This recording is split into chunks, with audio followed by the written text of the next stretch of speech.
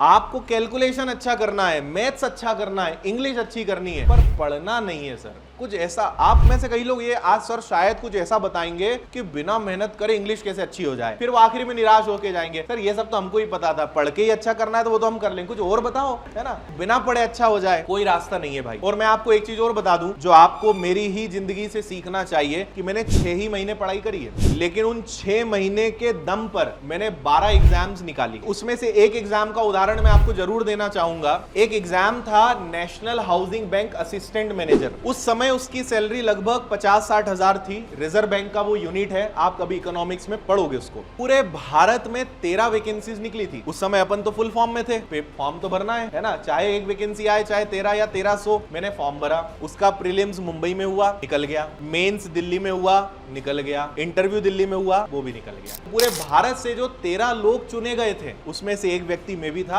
अब मेरी जगह आप में से अगर कोई होता तो कितने फॉर्म भरते उसमें? सर 13 ही वैकेंसी निकली है। वो पूरे भारत के कितने खतरनाक लोग बैठेंगे। खतरनाक कुछ नहीं होता है ना। एक शब्द से मुझे बहुत नफरत है, वो है कट ऑफ, जिसपे मैंने यूट्यूब पे भी कई बार अपनी नाराजगी व्यक्त करी है। मैं आपको सही बताऊं, मैं इंदौर में आके और जब थोड़ा सा यहाँ पे समय बीता ना, तब मुझे लगा कि कट ऑफ शब्द का इंपॉर्टेंस लोगों के मन में है। मुझे पहले कट ऑफ से मतलब ही नहीं होता था। कट ऑफ क्या होता है ये पता था, पर मैंने कभी कट ऑफ देख के पढ़ाई नहीं करी कि इस एग्जाम का कट ऑफ ये गया है तो इतने नंबर मुझे लाना है। यहाँ पे आके स्टूडेंट ने मजबूर करा कि आप कट ऑफ की बात करो। मैं कट ऑफ पे काम क्यों नहीं करता था? मेरा एक सीधा सा फंडा था, कोई भी एग्जाम हो 90% नंबर लाना है, बस छोटा सा टारगेट था। 85 मतलब 85-90, 85 नंबर या 90 नंबर ले आओ। 200 नंबर की परीक्षा है, 170-180 नंबर ले आओ और मस्त चैन की नींद सो, कोई दिक्कत नहीं, आपका सिलेक्शन होगा ही होगा। अब लोग पढ़ाई कैसे करते हैं? बड़ी नाप तोल के पढ़ाई करते हैं। अच्छा इसका कट ऑफ 65 गया था तो चलो 70 ले आएंगे तो हो जाएगा। मेरा मतलब यह है कि 70 के लिए भी उतनी मेहनत करनी जितनी 90 के लिए करनी है, कोई फर्क नहीं है। आप जो दिमाग में रखोगे वो हो जाएगा। तो मैं आपको सीक्रेट बता रहा हूं कि मैंने जो इतने एग्जाम्स निकाले हैं उसके पीछे मात्र एक ही सीक्रेट था।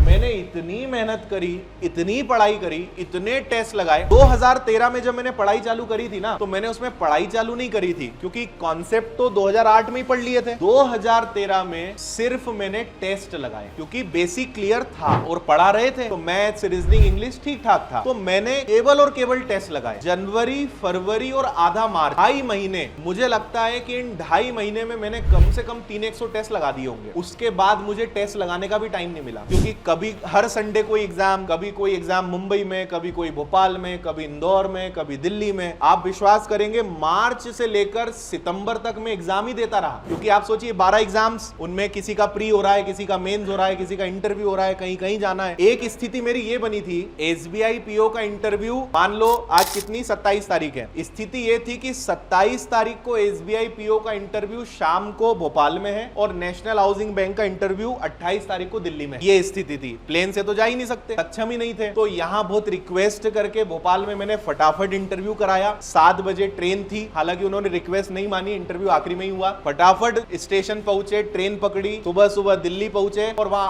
8 बजे रिपोर्ट करना था, वहां पहुंच गए। ये स्थिति भी बनी थी उस समय पे मेरी कि भाग दौड़ चल रही है। तो 2.5 महीने टेस्ट लगाए, उसके बाद पढ़ने का बहुत ज्यादा समय ही नहीं मिला। पर वो जो मैंने एक काम करा वो ये कि किसी काम को इतना कर डालो कि मतलब वो अपने आप में एक इतिहास बन जाए। आपको खुद को प्राउड फील कराना चाहिए, आपको खुद को अपने कंधे पे थपथपाना चाहिए कि वाह यार बहुत बढ़िया काम किया, है ना। खुद को सेटिस्फेक्शन मिलना चाहिए।